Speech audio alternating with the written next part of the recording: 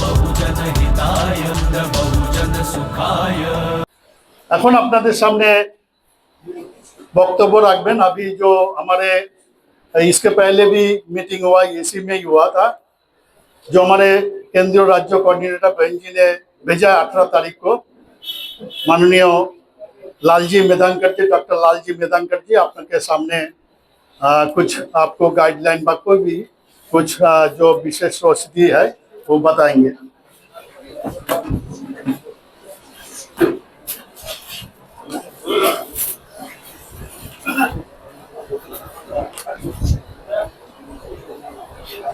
सम्मानित साथियों, Bahujan Samaj party waste Bengal के पदाधिकारियों की इस बहुत ही महत्वपूर्ण मीटिंग में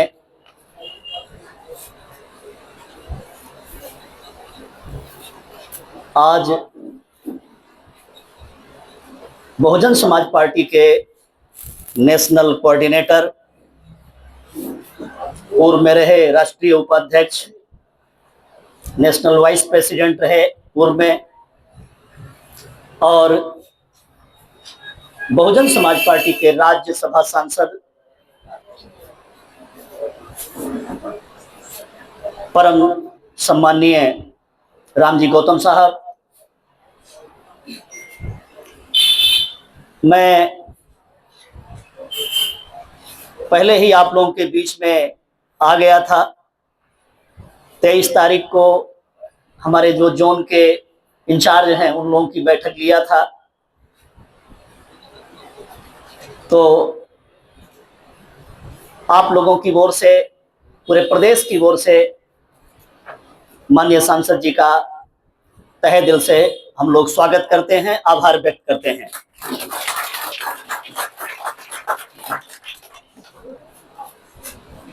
साथियों, वेस्ट बंगाल में लंबे अरसे से पार्टी के प्रेसिडेंट सम्माननीय मनोज हवलादार जी, वाइस प्रेसिडेंट सुभाष सिकदर जी,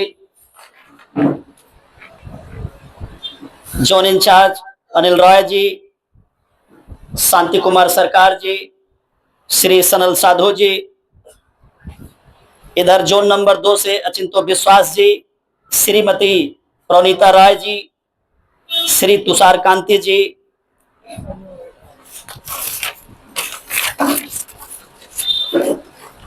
जोन नंबर 3 से वरिष्ठ साथी श्री ज्योतिर्मय राय जी, श्री सुकुमार बालाजी, श्री ओम प्रकाश प्रजापति जी, चंदन मलिक जी, श्री अमल हल्दर जी।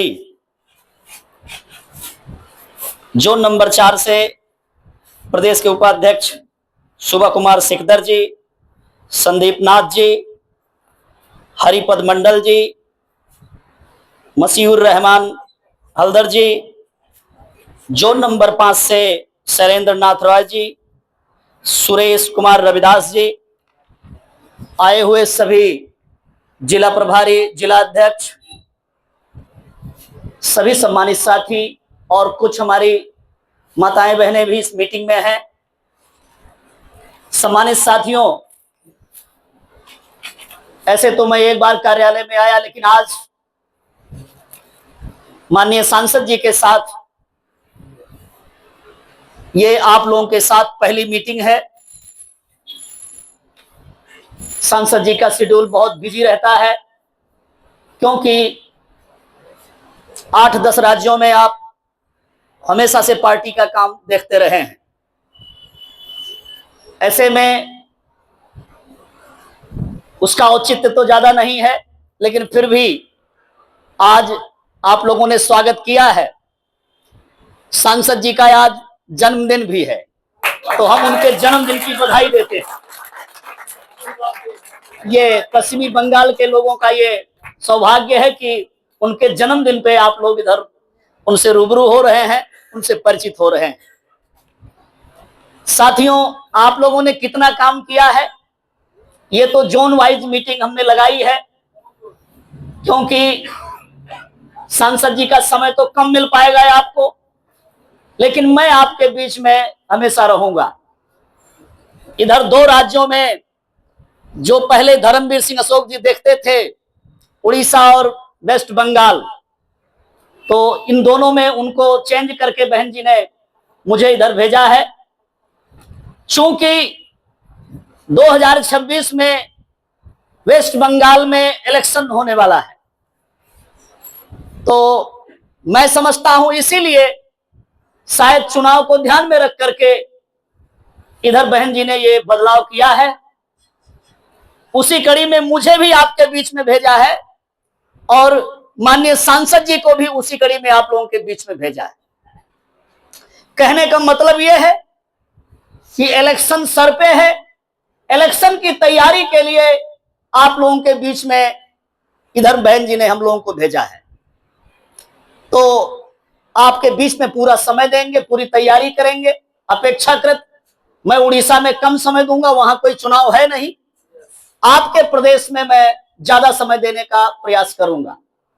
चलेंगे, हर जिले में चलेंगे। और अभी सांसद जी ने जो रिपोर्ट लिया, तो उस रिपोर्ट में जिला कमेटी तो आप लोगों ने बताई, लेकिन जहां पर किसी जिले में 12 विधानसभा है तो 4 कमेटी बनी है विधानसभा की, असेंबली लेवल की।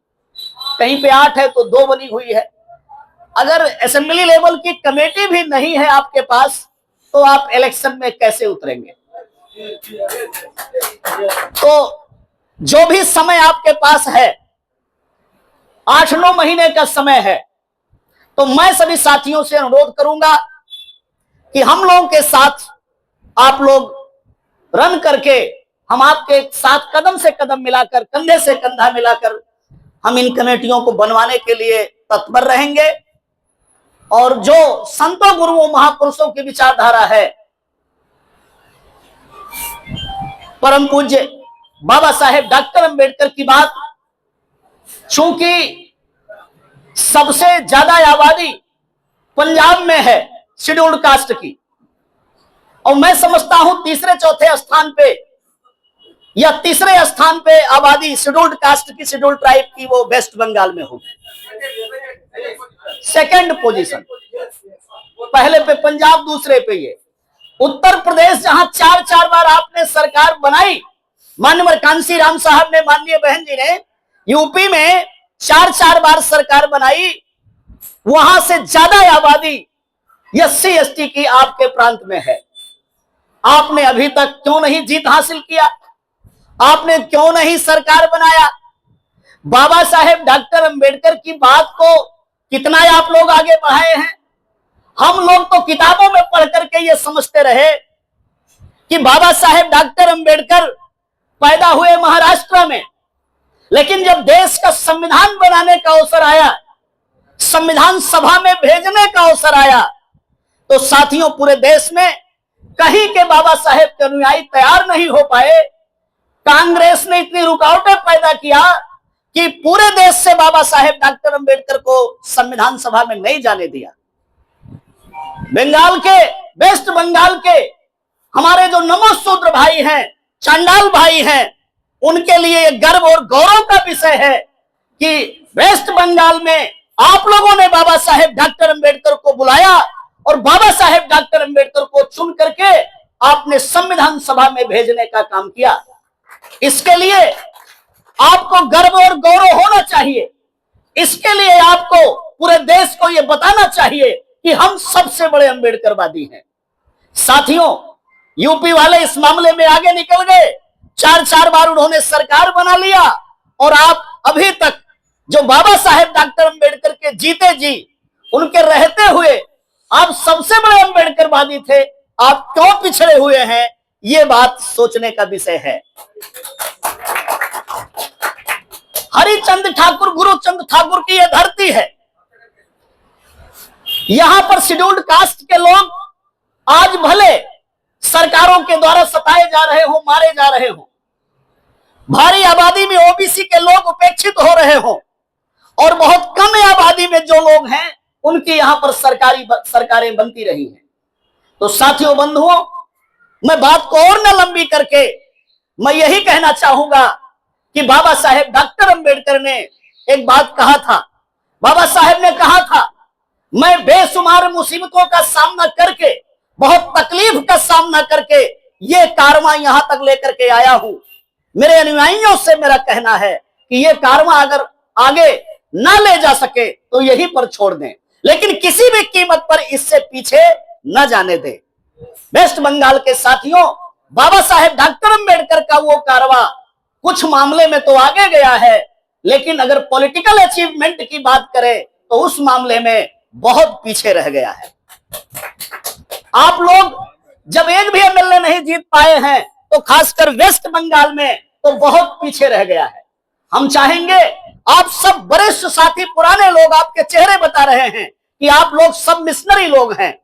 तो साथियों, आप जब मिशनरी लोग हैं और आप बात बढ़ाने में लगे हुए हैं, एक कमजोरी देखने में आती है कि जो हमारी नई पीढ़ी है, जो युवा पीढ़ी है, जो यंग लोग हैं, वो लोग संख्या में कम दिखाई देते हैं। जब बीएसपी की मीटिंग होती है तो उनमें हमें बीएसपी को लेकर के जाना है, माननीय बहन जी के हाथों को मजबूत करना है। बाबा साहेब डॉक्टर अंबेडकर ने ये कारवां यहां तक लेकर के आए, 4 बच्चों की कुर्बानी दिया है, अपनी पत्नी माता रमाबाई की कुर्बानी दिया है बाबा साहेब डॉक्टर अंबेडकर ने। बाबा साहेब डॉक्टर अंबेडकर ने उंगली का इशारा करके ये कहा, capture the temple of power for your emancipation. अगर दुख तकलीफ से मुक्ति चाहते हो तो सत्ता के मंदिर पे कब्जा कर लो।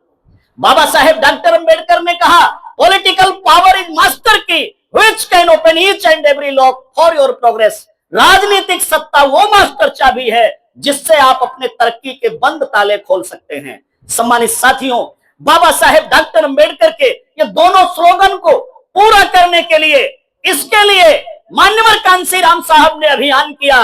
वो मान्यवर कांसीराम जी, हम लोग जब दिल्ली में थे, लोग बताते रहते हैं कि यहां पर कोई मैदान है जहां कांसीराम साहब की रैली हुई थी, पूरे देश से लोग आए थे, दिल्ली के तमाम साथी आज तक उसका मुकदमा झेल रहे हैं।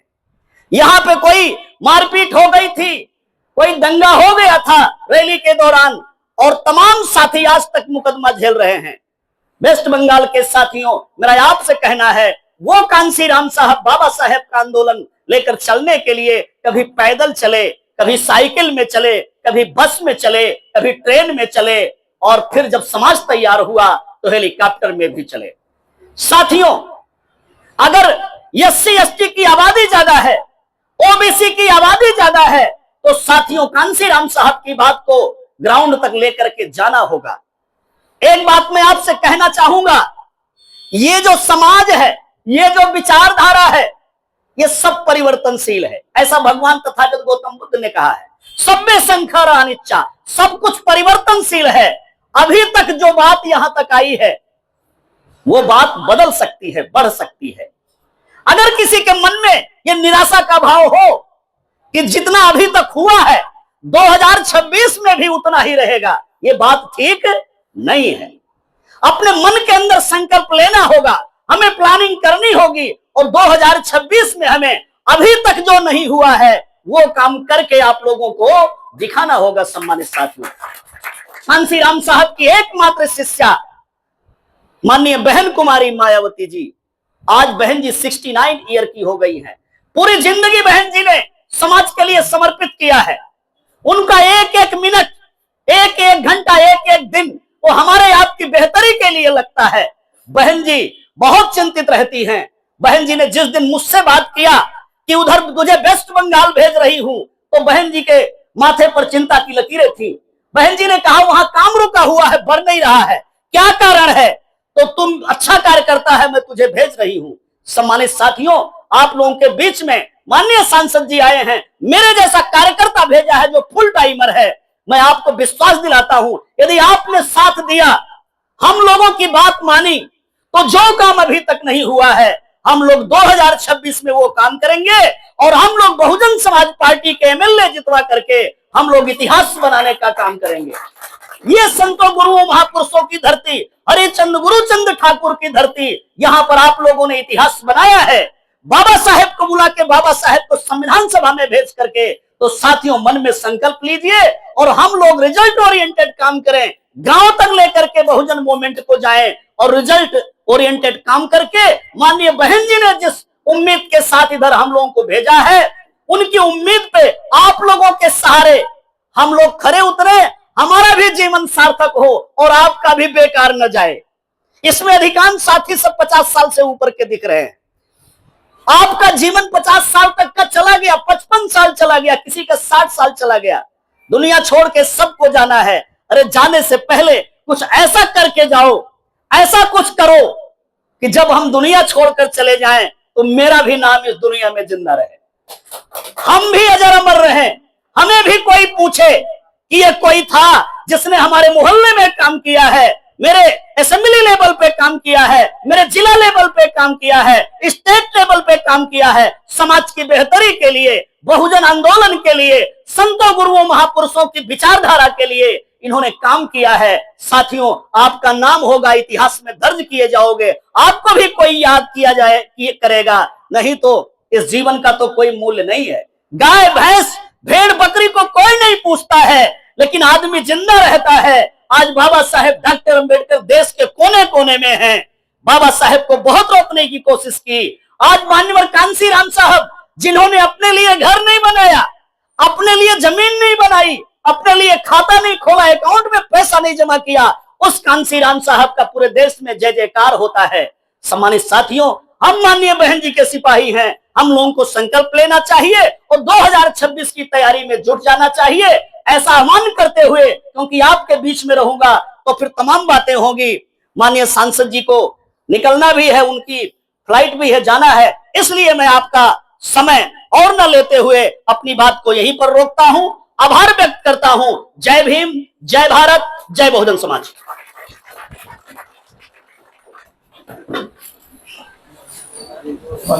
केंद्र राज्य কর্তৃপক্ষ মহাশয়কে আমাদের রাজ্যের তরফ থেকে অশেষ ধন্যবাদ জানাচ্ছি।